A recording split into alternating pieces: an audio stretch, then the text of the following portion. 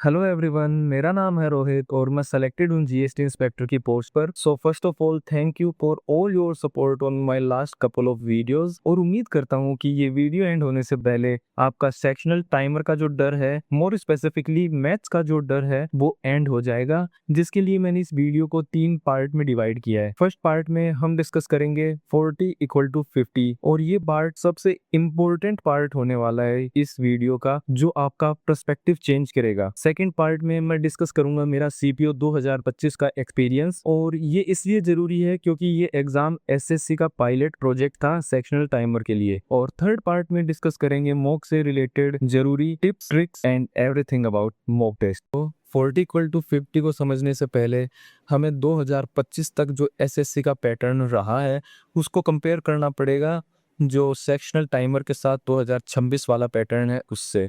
तो एक बात मुझे आप लोग बताओ कि जब 2025 तक एसएससी का जो पुराना पैटर्न था, जहां पर मैथ सेक्शन के लिए ऑलमोस्ट हर बच्चे के पास 30 मिनट होते थे और 25 क्वेश्चन अटेम्प्ट करने होते थे, तो ऐसे देखें तो इनफ टाइम है। लेकिन क्या वो उस टाइम में 50 आउट ऑफ 50 स्कोर कर पा रहे थे? तो I guess most of the लोग मेरे से एग्री करेंगे कि ऐसा नहीं था। एक या दो क्वेश्चन में सिली मिस्टेक हो जाती थी तो हम कहीं 45 के अराउंड स्टैंड करते थे, और उस पैटर्न में 45 भी एक डिसेंट स्कोर कह सकते हैं। लेकिन जब आपको सिर्फ 15 मिनट मिल रहे हैं और क्वेश्चन वही 25 अटेम्प्ट करने हैं, तो क्या ये आप खुद के साथ नाइंसाफी नहीं कर रहे?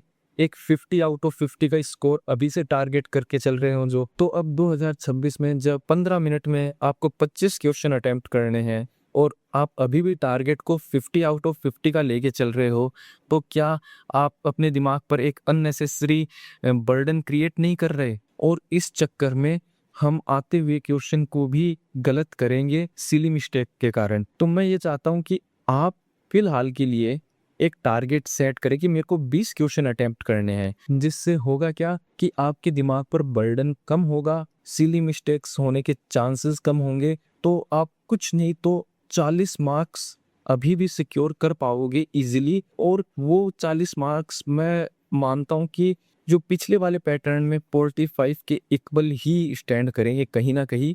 और अगर आपकी कैलकुलेशन थोड़ी तेज है तो डेफिनेटली आप 40 नहीं 45 भी अचीव कर पाओगे। सो अब चलते हैं हमारी वीडियो के सेकंड पार्ट पर, जिसमें मैं आपके साथ मेरा एसएससी सीपीओ 2025 का एक्सपीरियंस शेयर करूंगा, क्योंकि इसी एग्जाम में एसएससी ने पहली बार सेक्शनल टाइमर इंट्रोड्यूस किया था।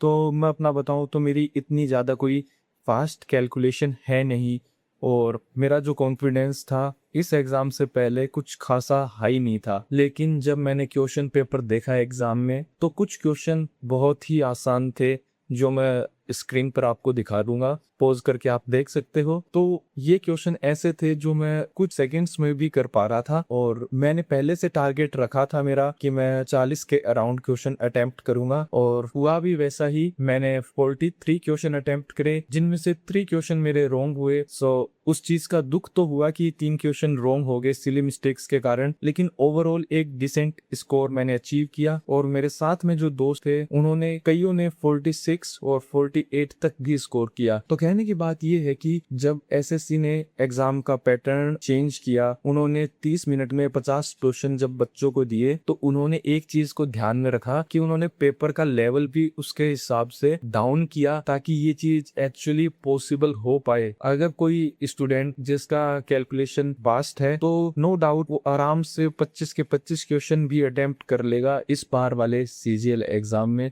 सो अब चलते हैं वीडियो के लास्ट पार्ट पर, जो है हमारा मॉक टेस्ट के रिगार्डिंग। तो मैं आपको कहना चाहूंगा, अगर अब भी आपको कॉन्फिडेंस नहीं आ रहा, आपके लाइव मॉक या कोई पेड प्लेटफॉर्म के मॉक में अभी भी मार्क्स डाउन ही हैं, तो आप एक काम करिए। सबसे पहले सीपीयू 2025 की 8 शिफ्ट में जो एग्ज़ाम हुआ था उसको अटेम्प्ट करिए कि उन्होंने पेपर का लेवल क्या सेट किया है, क्योंकि रियल एग्ज़ाम में वही लेवल आने वाला है। और उससे अच्छी अंडरस्टैंडिंग मेरे को नहीं लगता कोई और मॉक टेस्ट आपको प्रोवाइड कर पाएगा। तो आपको खुद को जज करने के लिए सबसे पहले सीपीयू 2025 के 8 शिफ्ट अटेम्प्ट करनी है। और उसके बाद में मैं पर्सनल लेवल पर कहना चाहूँगा कि आरबी वाले जो शुभम जैन सर हैं, उनकी जो टेस्ट सीरीज है उनके लाइव मॉक दिए थे मैंने सीपीओ के टाइम पे, और एक्चुअल एग्ज़ाम में कहीं ना कहीं वही लेवल रहा था क्वेश्चन का। तो मैं आपको सजेस्ट करूंगा कि अगर आप आरबी के लाइव मॉक दे रहे हो तो ज़्यादा फोकस उन पर रखो, और आप उनके पेड मॉक भी ले सकते हो तो आप उन पर भी फोकस कर सकते हो। ज़्यादा हार्ड मॉक के पीछे मत भागना, क्योंकि आपका पहले से मोटिवेशन डाउन है, कॉन्फिडेंस की कमी है।